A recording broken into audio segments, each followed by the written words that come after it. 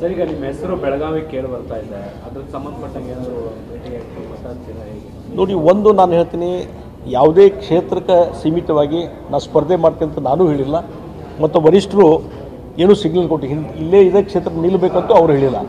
ಹೀಗಾಗಿ ವದಂತಿಗಳಿದ್ದಾವೆ, ಆ ವದಂತಿಗಳ ಹಿನ್ನೆಲೆ ಏನು ಅನ್ನೋದು ನನಗೆ ಗೊತ್ತಿಲ್ಲ.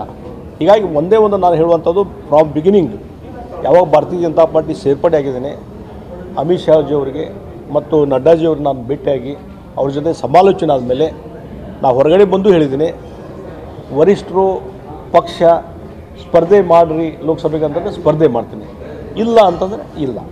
ಅವ್ರು ಬಿಟ್ಟಂತ ನೀವೇ ಹೇಳಿದ್ರಿ, ಈಗ ಹೈಕಮಾಂಡ್ ಏನಾದರೂ ತೀರ್ಮಾನವನ್ನು ಕೊಟ್ಟಿದ್ದೆ ಆದರೆ ನಾನು ಹೋಗ್ಬಿಟ್ಟು ಸ್ಪರ್ಧೆ ಮಾಡ್ತೀನಿ ಅಂತ. ಡೆಫಿನೆಟ್ಲಿ ನೀವು ಒಂದು ಕ್ಷೇತ್ರಕ್ಕೆ ಸ್ಪರ್ಧೆ ಮಾಡಬೇಕು ಅಂದರೆ ಕನಿಷ್ಠ ಪಕ್ಷ ಒಂದು 6 ತಿಂಗಳಾದರೂ ಅಲ್ಲಿ ಕೆಲಸ ಮಾಡಬೇಕಾದಂಥ ಅನಿವಾರ್ಯತೆ ಪರಿಸ್ಥಿತಿ ಇರುತ್ತೆ, ನಿಮಗೂ ಗೊತ್ತದು.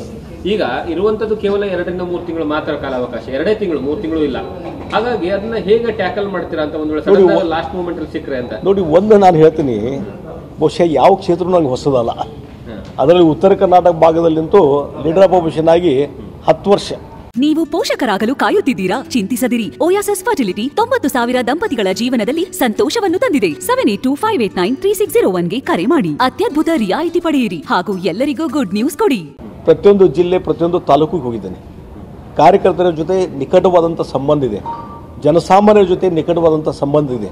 ಮತ್ತು ಆ ಭಾಗದ ಕೆಲವೊಂದು ಇಶ್ಯೂಸ್ ಏನಿದಾವೆ, ರೈಲ್ವೆ ಜೋನಲ್ ಆಫೀಸು, ಅದಕ್ಕಾಗಿ ಹೋರಾಟ ಮಾಡಿದೆ, ಹೈಕೋರ್ಟ್ ಬೆಂಚು ಸ್ಥಾಪನೆ ಮಾಡಲಿಕ್ಕೆ, ಮತ್ತು ಕಳಸಾ ಬಂಡೂರಿ ಮಾದಾಯಿ ವಿಚಾರದಲ್ಲಿ ಅದರಲ್ಲಿ ಹೋರಾಟದಲ್ಲಿ ಧುಮುಕಿದಂಥದ್ದು ಇರ್ಬೋದು, ಉತ್ತರ ಕರ್ನಾಟಕದ ಹಲವಾರು ಸಮಸ್ಯೆಗಳ ಬಗ್ಗೆ ಯಾವಾಗಲೂ ಸ್ಪಂದನೆ ಮಾಡ್ಕೊತಿದ್ದೇನೆ. ಹೀಗಾಗಿ ಇವತ್ತು ಚಿರಪರಿಚಿತ ಎಲ್ಲ ನಾಗರಿಕರು ಚಿರಪರಿಚಿತವಂಥ ಒಂದು ವೈಯಕ್ತಿಕವಾದಂಥ ನನ್ನ ನೆಲೆ ಇರೋದ್ರಿಂದ ಇವತ್ತು ಇದಕ್ಕೆ ಪ್ರಿಪ್ರೇಷನ್ ಅನ್ನುವಂಥದ್ದು ಬೇಕಾಗಿ ಇಲೆಕ್ಷನ್ಗೆ ಜನರ ಜೊತೆ ಯಾವ ರೀತಿ ಸಂಬಂಧ ಇರ್ತದೆ, ದಿನನಿತ್ಯದ ಅವ್ರ ಸಮಸ್ಯೆಗಳು ಏನು ಸ್ಪಂದನೆ ಮಾಡ್ತೀವಿ, ದ್ಯಾಟ್ ಈಸ್ ಓಕೆ.